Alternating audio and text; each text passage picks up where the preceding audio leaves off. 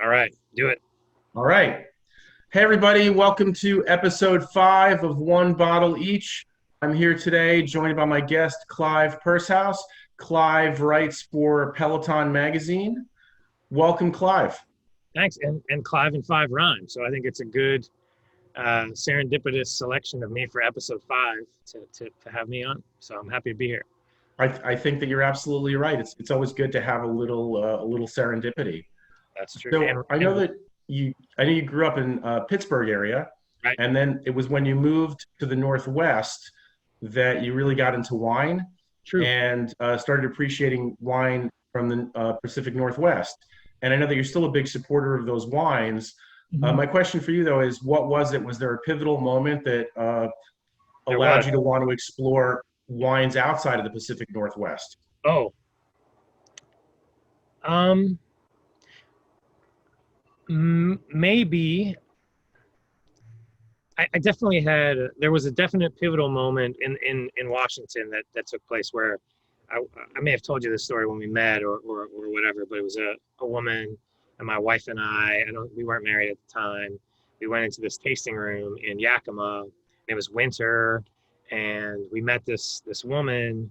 She came out from behind the counter. It was dark. It gets dark here very early in the winter time, and she tasted us through 3 vintages of Merlot. And I just remember being blown away by this idea that the same thing could be different, and tasting them sort of at the same time. And that was sort of my aha moment for wine. And then I definitely had which is interesting based on your choice, had a sort of an affinity for Chianti and as a region in Italy. Um, but I don't know if there was a moment that made me I guess what I started to notice eventually was that American wines, not not all of them, but some of them were tending towards a style and an extraction and a power and these kinds of things. Again, not all of them, but a lot of them, particularly here in Washington. And my palate was trending away from those wines and was liking some of the more old world, lighter, fresher, uh, more mineral driven wines. And I don't know if there was a aha moment. I do recall a few things on my wife and I on our honeymoon. We went to Tuscany and just remember being blown away by the house wines, like that they were probably pulling from a carboy down at back by the kitchen somewhere, and just paying a pittance for those wines and just really being struck by them and the beauty of the hills of Tuscany and those kinds of things. So and similar to you, I've got to see a lot of beautiful places and wine growing regions, wine making regions. So yeah, but I don't know if there's a particular Yeah. moment. So it sounds like with you're saying with your Merlot experience, that really made you want to explore more wine in general because Yeah, you couldn't believe the distinction between the vintages and that you could then look for more of that sort of thing. But then with wines outside of the Pacific Northwest, you sort of just you drifted slowly to other things. for sure. And I think I had different sort of favorite places or favorite wines, at different times. And I was really into Tuscan wines and Chianti Classico, and then I really appreciated certain. And I never had much money in these days, so I was drinking cheap wines as a rule, and probably back then it was very rare that I would pay more than $25 for a bottle of wine because I simply couldn't afford it.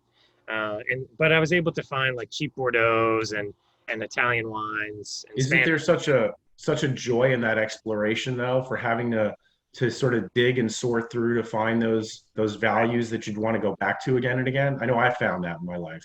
100%. I think, and I think that's why I probably, if you were going to my cellar, you would find a lot of Oregon, and then a lot of France, Italy, Portugal. Really, really come to appreciate those Alentejo wines from the trip that you and I were on together.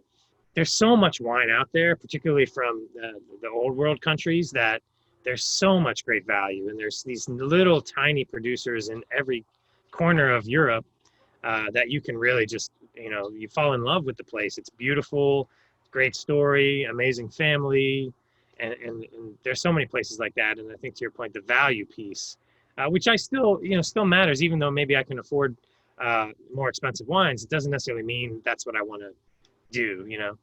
Sure, if you're going to throw $25 on the counter, you're going to be able to walk out with a good bottle of wine if it's a decent shop. So yeah, there's, like I said, I just find a joy in that exploration. Yeah, I agree. And that's I think one of the things that you come to appreciate about wine. So last week I was down in the Willamette Valley, and obviously you're well aware of what's happening in Napa and Sonoma with smoke and wildfires, and there were some problems in Oregon as well a couple weeks ago. And so talking through with the winemakers about how they're going to manage smoke and how they're going to manage these affected wines, and really the conversation that a lot of us were landing on. And I think especially, Oregon wines are not cheap necessarily, but really the conversation is, if people care about wine, and if they care about wines from this part of the world, a wine that's a little bit different because of an environmental factor should be interesting, because it really is a picture of time, and it's a picture of a year, and what happens to that year and how it changes and how it morphs, in the glass and the bottle, certainly. And that should be what wine is. It's that experience of unique places, unique moments in time, as opposed to formulaic. They all are reliably the same. You're going to get the same thing, over and over and over again. And I think that is exploration too, right? Is that idea of these different parts in the world are making different wines. They should be. Different years give us different wines. They should. All of that is so exciting to me, and that's what when I try to bring people to wine who are new to it. Those are the kinds of things I really sort of play on, this idea of unique experiences, unique moments, etc. I agree, and right alongside the vintage variation, of course, then you've got and Willamette Valley being a great place for it, single vineyard Pinot Noir, Right. where you can go and explore a producer doing everything exactly the same, and the only difference is that it's a plot of land, perhaps 50 yards away from the other plot of land. So that's another piece of it that's fascinating. 100%. Yeah, 100% agree. Just that the way sight changes everything, whether it's as the slope, a little bit more sun exposure, a little less sun exposure, wind, all of those things are certainly interesting. So what brought you, loving wine, getting into wine, being excited by wine is, let's say something pretty common, but not everybody makes the shift to start writing about wine. What brought you from wine drinker to wine writer? I think it's something you and I were talking about before we started the recording. Is I have a background in my family and in my DNA. I think there's addiction, and I think the way it manifests itself in me is I can't ever stop at that surface level. I got to go all the way, and so I think with anything that I've done, I can't just do it at a sort of hobbyist, level. I got into riding bicycles, and I race bicycles, and as you mentioned, I write for a cycling magazine. The wine thing, I got into wine, and I really got into wine. Haven't made wine yet, but that's kind of maybe the next step, The just next as thing, a hobby barrel or something like that. I think maybe that's part of it, is I just can't. You're an all-in guy. Yeah, I particularly if it's interesting, I just find, okay, what's next, and then what's next, and then I think the other piece, and sort of reflecting on, just being down in Willamette, is I just love the people. And there are so many amazing people in the wine industry, whether it's, people who are vineyard managers, or people who are winemakers, or other people like yourself who are really into wine.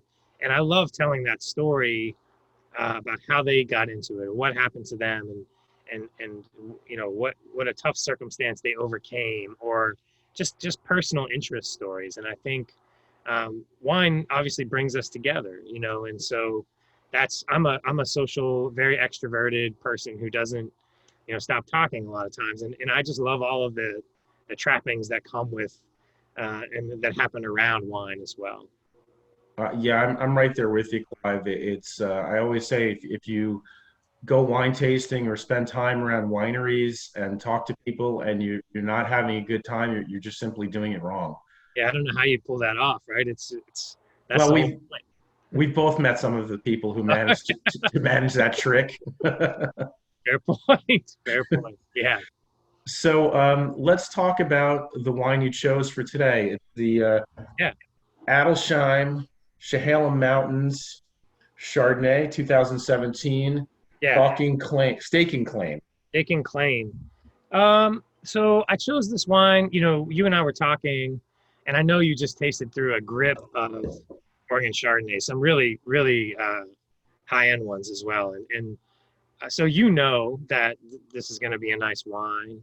I think you mentioned Pinot Noir, and I think obviously for very good reasons, Pinot Noir is associated with the Willamette Valley. But the Chardonnay is amazing, and it's fruit, it's fresh, it's mineral, it's not cloying, it's light. And the reason I chose this Adelsheim, David Adelsheim, so David Lett sort of started Oregon Pinot Noir, right? Irie Vineyards. He founded that in the 70s. And David Adelsheim, sort of following not far behind, really changed the direction that Chardonnay took in Oregon. So originally in Oregon, they were just planting everything. They planted Cabernet, they planted Syrah. They sort of had it all together, thinking like, well, that's what they do in California. We could just plant everything and see what turns out. And the Chardonnays just weren't ripening. And so David Adelsheim was in Burgundy, and he actually brought back some suitcase clippings of some Dijon clone Chardonnay. And it's really, he is, and a lot of great winemakers, he didn't do it single-handedly, but he is the reason why I think Oregon Chardonnay is every bit the class of Oregon Pinot Noir today. And I just want more people to know about it. I want more people to drink it. And so, anytime I have an opportunity to chat with you, I'll take it. But I also wanted to use this platform to sort of make sure people are more aware of the quality of Chardonnay that Oregon is making. And it's, I just think it's amazing. This bottle is not a cheap bottle. This is in the mid high 30s. Yeah, I think the SRP it says is 35. Yeah. So my first time in Willamette Valley was in November of 2007. Okay. So 13 years ago, and I'll tell you, I spent a week there, and my goal was to taste a lot of Pinot Noir when I left for the trip, and I did, and I tasted some other things, and there really weren't a lot of people at that time pouring Chardonnay. It's true. Certainly lots of Pinot Gris, which there's still a good amount of, and other aromatic whites. But then a couple of years after that, I started seeing the Chardonnay from there coming out and sort of, coming down the pipe. Yeah. And, I've tasted quite a few of them now, and was there a few years ago and tasted so many terrific examples. And I think this is very emblematic of the general overall style of the better Chardonnays from there. It's got the fruit and the acid. It's got such verve. There's such a tension between the fruit and the acid.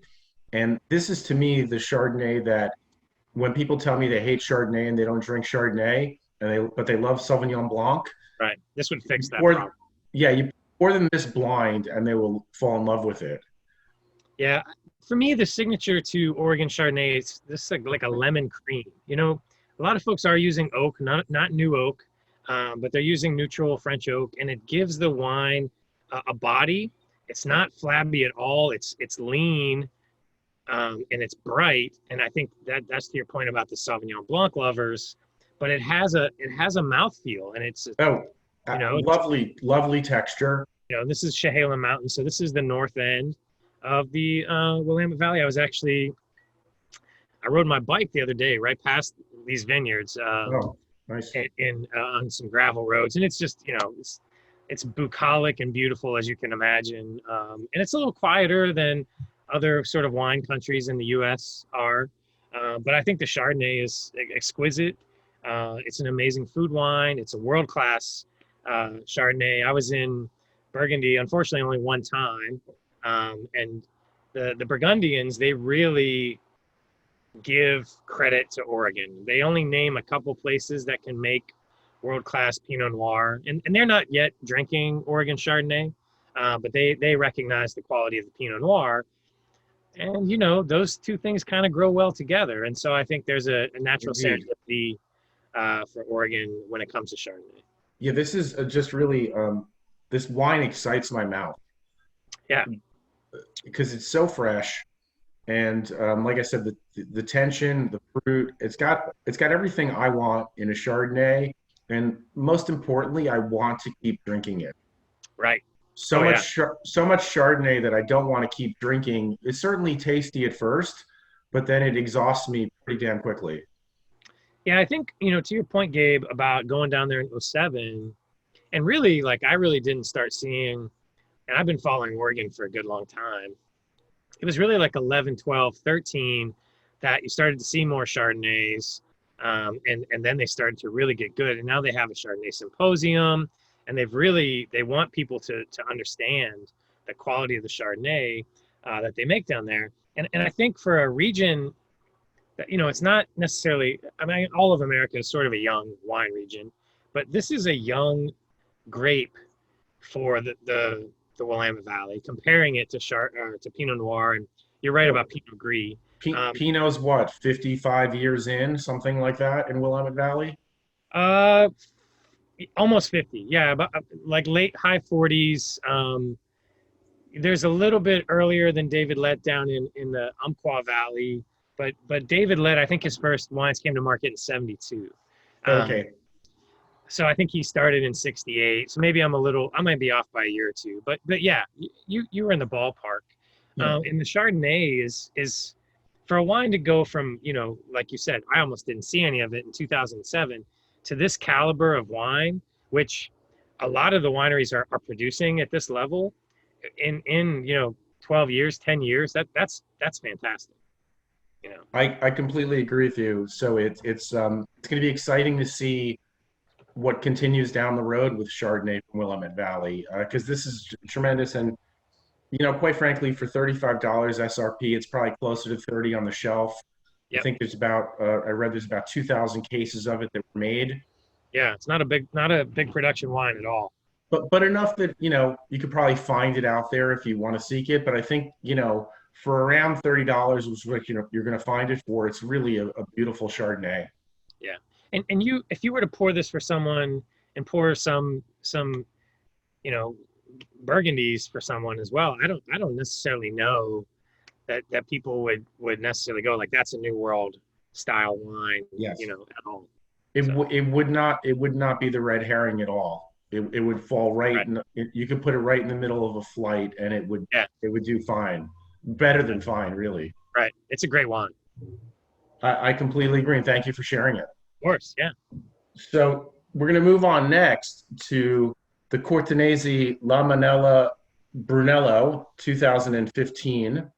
Which I decanted. I did as well. I was thinking about it, and then you texted me, and I said, that's a really good idea. Let me do that. So I picked this wine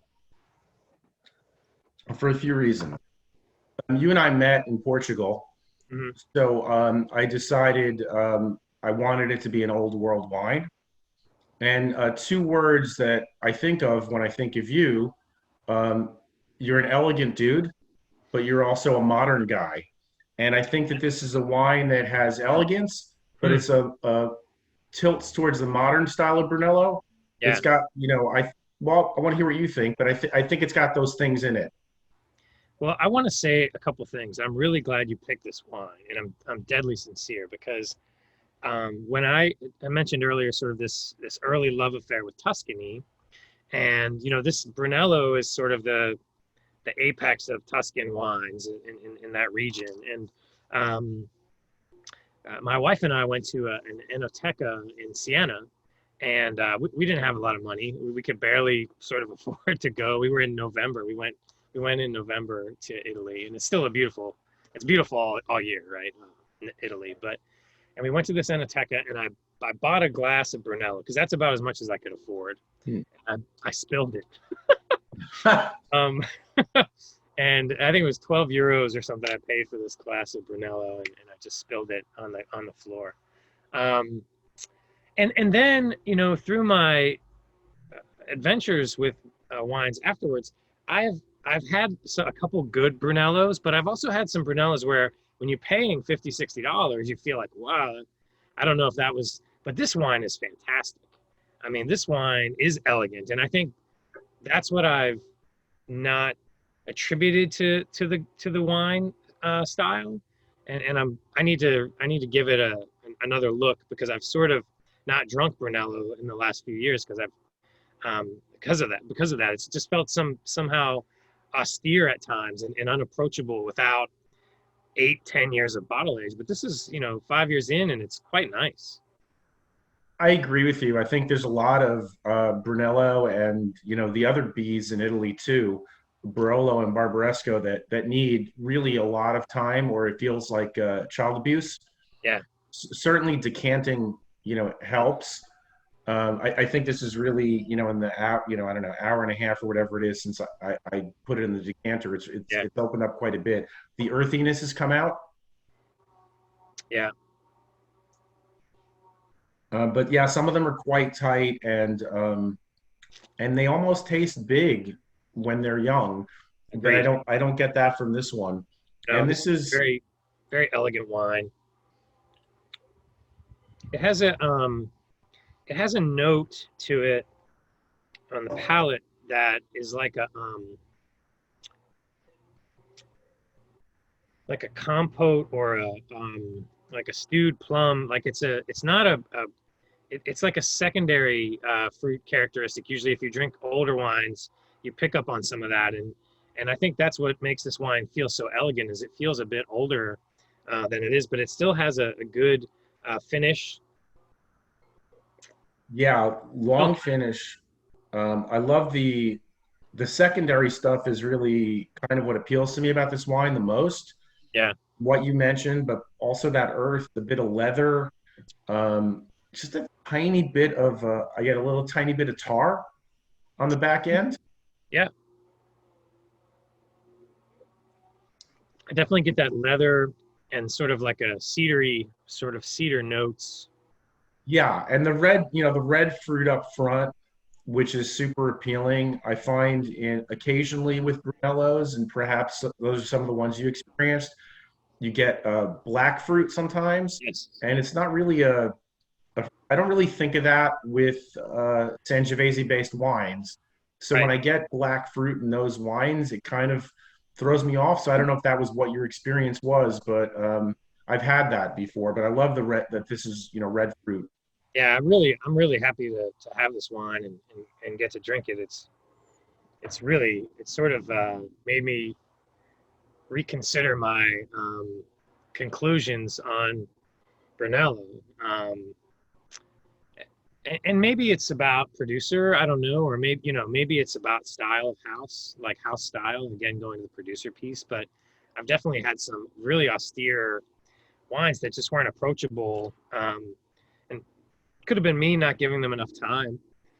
But Yeah, I mean, with these guys, I've been lucky enough to taste through with the winemaker a few times in New York. I've had and I've had their wines, separately a bunch. So I find that there's a consistency in the quality of yeah, what they're doing, and certainly vintage driven, of course. But that's why I was very comfortable going with these guys.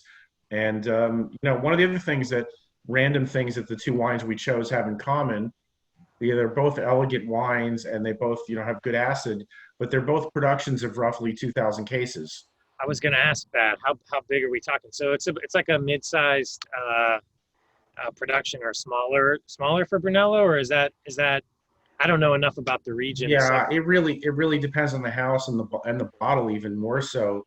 we've shifted our menu for this evening. I was talking to my wife earlier, and I was like, we had Indian food on the menu, and I was like, I think we need to get some ribeyes. So Yeah, we shifted, and now that I'm drinking this wine, I'm really glad. This is going to be a great dinner wine, and probably just the openness is only going to, it's only 350 out here on the West Yeah, Coast. We still got a yeah. little while to let this wine breathe. Ribeye is a perfect choice for this wine. Absolutely. Well, Clive, cheers. Cheers, Gabe. I want It's to good to see you thank again. you so much for joining me. Yeah, it's my honor. And hopefully before too long, we'll be somewhere where we've used our passports to Exactly. get to drinking wine together